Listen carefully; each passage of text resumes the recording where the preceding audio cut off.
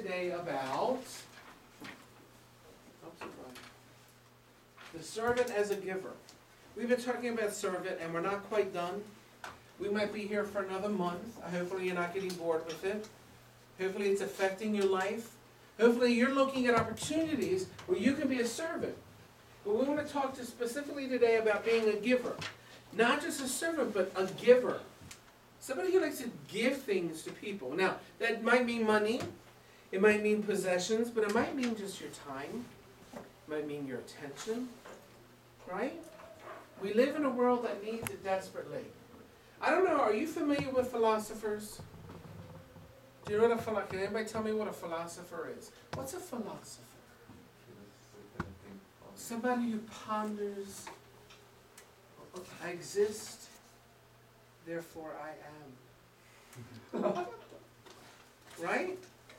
Here's a quote I got about philosophers. I love this. You ready? Philosophers. People who talk about something they don't understand and make you think it's your fault. Right? That's a good definition of what a philosopher is. People who talk about something they don't understand, but they make you think it's your fault. The world is filled with philosophers, and you all don't even realize it, that they sink into your brain. What are some of the big philosophies of the world? It's all about me. Right? It's all about you. Get yours. Remember 2 weeks ago we talked about success? You remember that? There are 3 steps to success. Acknowledging the authority, having the proper humble attitude, and not carrying around your anxiety, but giving it to God. Well, how does the world define success? Possessions, power, position. Right? All of which will get you nothing. Will get you nothing. Here's philosophy's problem. If the philosophy can be understood, that's a big if. If the philosophy can be understood, it usually ends up focusing full attention on the individual. It's the opposite place of focus for a servant, which is supposed to be on God and others. The world's philosophies are all about you, all about me, all about us. Don't believe me? You ready for some philosophies? Education says, be resourceful. Expand yourself. Now, is there anything wrong with education? No. But if it's all about yourself, yes. Psychology says, be confident. Assert yourself. Maybe it's not appropriate for you to always assert yourself, right? Religion, be good. Conform yourself. Isn't that what most religions say nowadays? Most churches have become self-help gurus, haven't they? Sow a seed of $1,000, and you will reap the tens of thousands benefit from God. No, you just want money. Call it what it is. Can anybody conform themselves? Can you change yourself? And don't sit there and think you can, because you haven't done it yet, have you?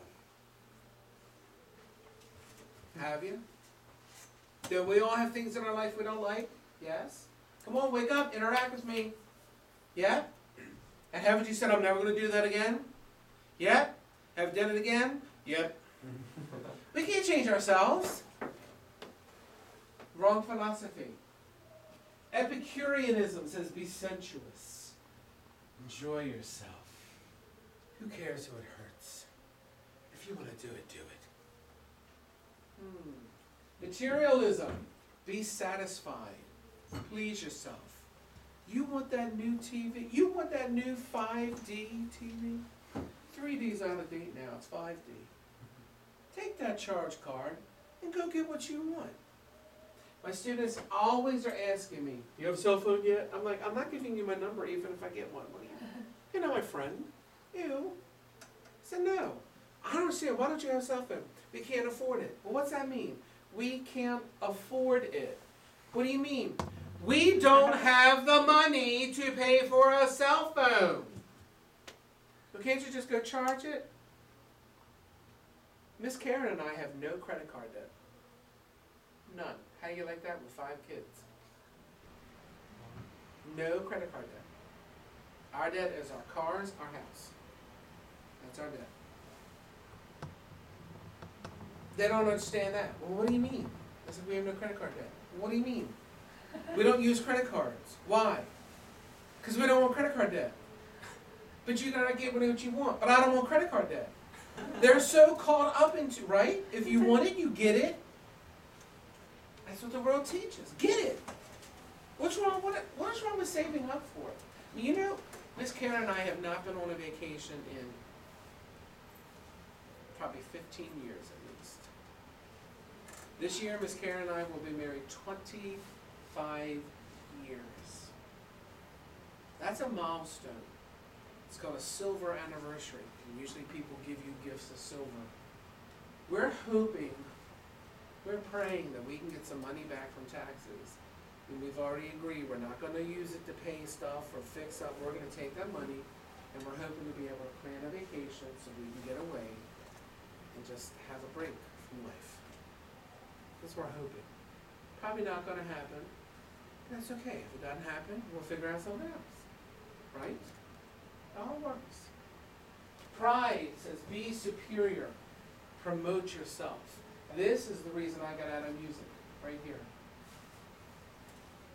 It didn't sit with my heart as a Christian. To succeed in music, you have to think you're better than everybody else, and you have to act like it. That doesn't fly with being a Christian to me. That's why I walked away from it.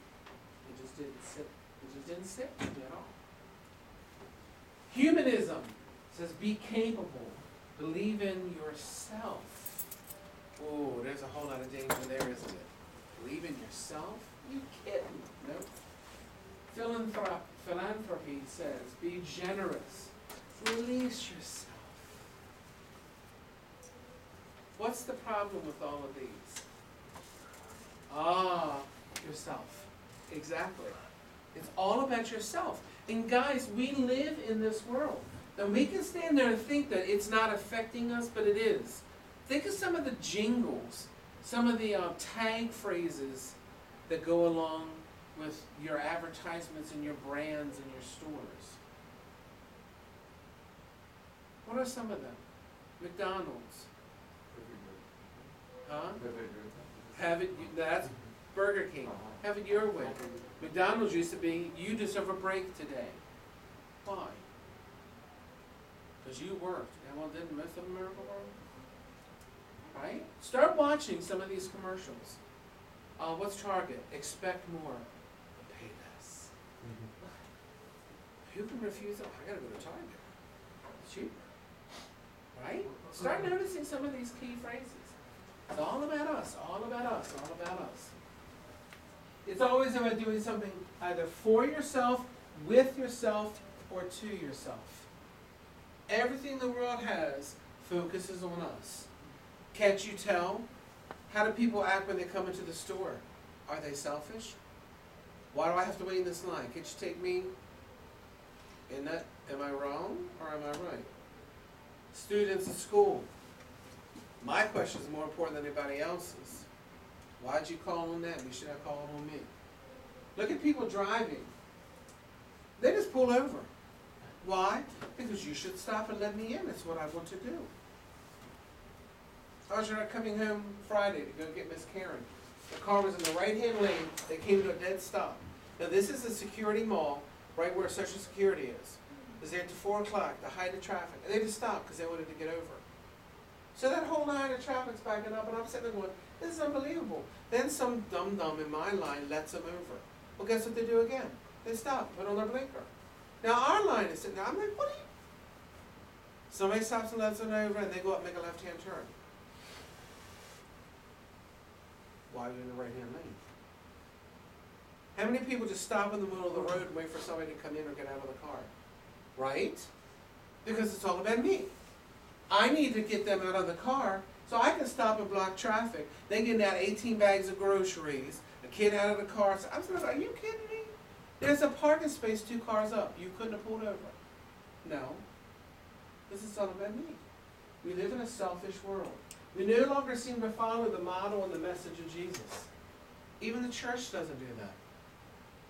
How many churches would hear that a church down the street had 15 people get saved, and the next Sunday all 15 got baptized? What would most churches say? Why isn't that happening here? Right? Right? Instead of being kingdom-minded. Realizing if we're truly born again, we're all on the same team. It's always about us. It's very sad. We've lost this model. We've lost the message of Jesus. We have. Here's the message. For even the Son of Man did not come to be served, but to serve. Did you see that? And to give his life a ransom for many. Jesus came as God in the flesh, and if anyone deserved to be served, it would have been Jesus. Right? But instead, Jesus says, no. I didn't come to be served, I came to serve you. How did Jesus serve us? He died on the cross for our sins in our place. Remember the night that they were in the upper room? They came to celebrate Passover. And Jesus enters the room and takes the towel and he wraps it around his waist. And what's he do? He washed their nasty, dirty feet. Toenails of fungus and thorns and bunions and calloused heels. And you gotta be kidding me. And the disciples are like, you can't do that! And he said, oh, you don't understand. I have to do this. This is why I came. I didn't come for you to wash my feet. I came to wash your feet. Why? Because I could be an example. This is what you're supposed to do. It's what you're supposed to do. His philosophy is very simple. Be a servant and give to others. That's Jesus' philosophy. Be a servant and give to others. Is that easy to understand? Yes or no? Yeah. Easy to do? No. Oh, it's not. This philosophy is easily understood and it is certainly obtainable. Couldn't all of us do this in our life as a Christian? Isn't it possible for all of us to be a servant, to give to others? Isn't that what we could do? We really could. Anybody can do this. You don't have to be at a certain age.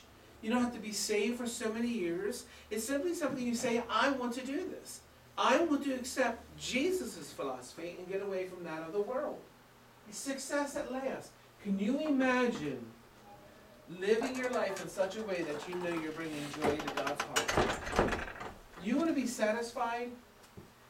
You want to have success? You want to feel at the end of the day that you did something right? Because that's really what we all want, right?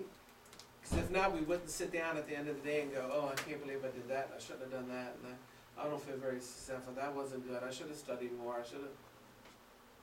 You want to feel successful at the end of the day? Be a servant and give to others. You talk about success.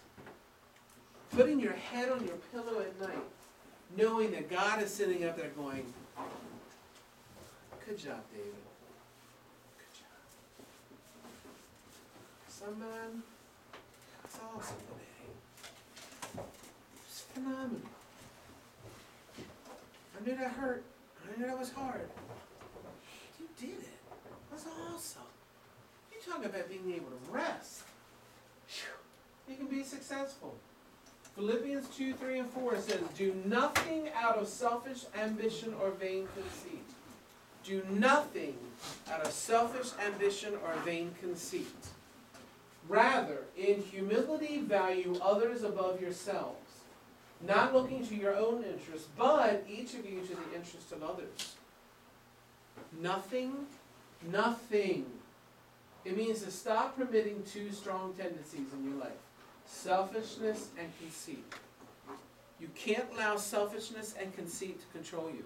And please do not think I'm standing up here talking to you as somebody who's done this.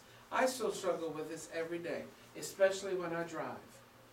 Because you know you're behind these roads just like mine. And you know that's a right turn only lane. But every day you got to try to tip up and cut me off. Oh no. one of us is going into the curb, and since you're on the curb side, it's going to be you. I need to work on this. What's the big deal with stopping and letting them pull over in front of you? What's the big deal? It might be the only kindness that person receives that day. We don't think about that stuff, do we? We really don't. We need to replace these two tendencies. Instead of being selfish and conceited, we need to have humility of mind. Why should we have humility of mind? Because I got news for you guys, you're nothing. I'm nothing. If it wasn't for Jesus Christ, I would still be nothing. The only reason there's value in my life is because of what Jesus has done for me. That keeps you humble. And by being humble, you're not going to think of yourself first. You're going to think of other people first. You can be willing to give because you realize how much has been given to you. The life of God's Son. How do we do it? The verse tells us, by regarding others as more important than ourselves. Instead of thinking of yourself, think of others. What does Jehu need today? Is there a problem, a situation? Is there something I could do to help him? What can I give him? What can I do for him today? What's Grace going through? How does Grace need my help today? What can I do for her? Putting other people first before yourself. Look for ways to support, encourage, build up, and stimulate the other person. When's the last time you sat down and actually thought about this? What can I do to encourage Mom, to build her up, to stimulate her, to support her? What can I do today? What can I give to Mom so that she becomes better and stronger? What can I do for Dad? My co-workers, my neighbors. What about that person standing in line at the checkout stand? What can I do for that cashier today? How can I encourage them? How can I build them up? If you start thinking of others first, it's going to naturally follow. See, it requires an attitude that would rather give than receive, which is the same attitude of Jesus. Jesus' attitude, he wanted to give more than he wanted to receive. And he asks us to embrace that same attitude. Are you willing to give, or do you want to receive? It's your choice. It's the attitude of Jesus. How do we know that? Listen to these verses, okay? Read them with me. Ready? In your relationships with one another, have the same mindset as Christ Jesus, who, being in very nature God, did not consider equality with God something to be used to his own advantage, but rather he made himself nothing by taking the very nature of a servant, being made in human likeness, and being found in appearance as a man, he humbled himself by becoming obedient to death, even death on a cross. Therefore, God exalted him to the highest place and gave him the name that is above every name, that at the name of Jesus every knee should bow, in heaven and on earth and under the earth, and every tongue acknowledge that Jesus Christ is Lord, to the glory of God the Father. You're not asked to do any more than what Jesus did. Although he was God, he didn't think it was something that he should hold over everybody's heads. Instead, he gave it away.